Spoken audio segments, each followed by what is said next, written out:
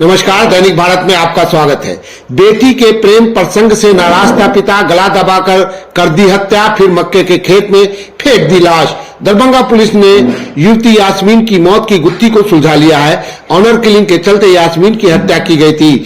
City SP Shivam आर्य ने पुष्टि करते हुए बताया कि पिता ने ही पहले बेटी का गला दबाकर हत्या किया, फिर शव को मक्के के खेत में फेंक दिया। बेटी के प्रेम प्रसंग से पिता मोहम्मद नासिर नाराज था। पुलिस ने आरोपी पिता को गिरफ्तार कर लिया है। जी हां, बिहार के दरभंगा में युवती यास्मीन की मौत की गुत्थी को आखिरकार पुलिस ने सुलझा लिया है। पुलिस के मुताबिक यास्मीन की हत्या ऑनर किलिंग के चलते की गई थी। वारदात को यास्मीन के पिता मोहम्मद नासिर ने ही अंजाम दिया था। बताया जा रहा है कि यास्मीन का एक लड़के के साथ प्रेम प्रसंग था।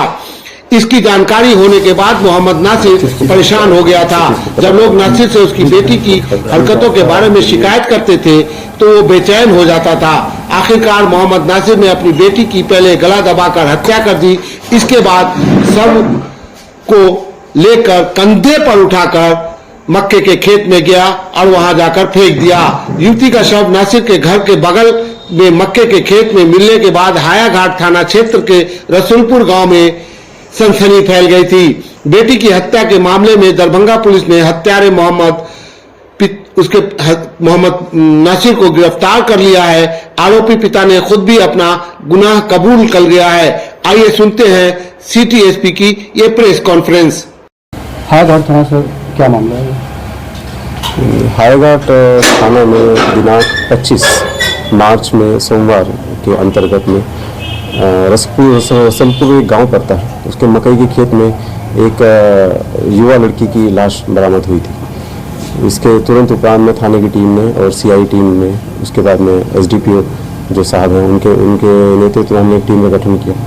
वहाँ पर जैसे ही छानबीन शुरू की गई तो ये पाया गया कि जो लड़की है वो स्थानीय ही, और उसका नाम यास्मीन खातून था।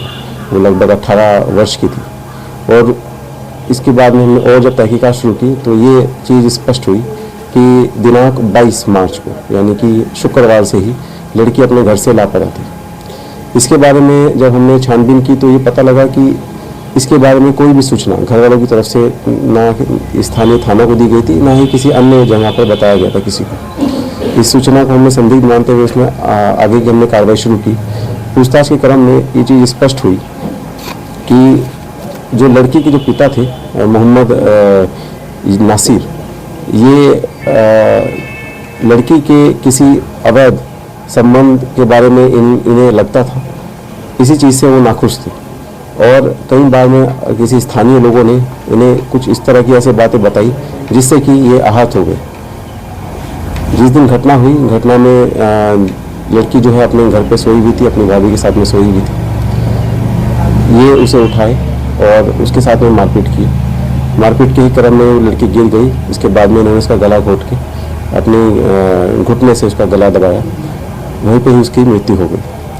मृत्यु होने के उपरांत इन्होंने बॉडी को डिस्पोज करने के उद्देश्य से बॉडी को अपने कंधे पर लेकर जाकर पास के ही लगभग 700-800 मीटर दूर में जो मकई का खेत था वहाँ पर जाकर डिस्पोज ऑफ कर दिया। इसकी हमने जब आगे हम कार्रवाई की, पूछताछ की तो अन्य लोगों ने भी इस बात को स्वीकारा और ये बात बोला कि ऐसा घटनाक्रम हुआ था जिसमें कि इन्होंने इसी तरह की गतिविधियों को देखा था। मामले के त्वरित उद्भेदन के संबंध में हमारी जो छापामारी टीम है, हमारे जो वरीय पदाधिकारी हैं, सभी के लिए एक रिपोर्ट प्रस्ताव भेजा जाएगा। एफएसएल टीम ने भी इसमें काफ़ी अच्छा अभी कार्य किया है। उसमें हमने सैंपल कलेक्ट कराए हैं और सैंपल कलेक्ट करवाते ही हम लोग उन्हें एक आधुनिक अनुसंधान के क्रम में हम उसका डीएनए मैच भी कराएंगे। घटना का समय क्या होगा सर, और जो मुख्य कारण है वो आपने बताया है, तो 22 तारीख की लगभग रात्रि में ऐसा था कि 9 बजे के बाद में लड़की जब घर में आके अपने सो गई थी।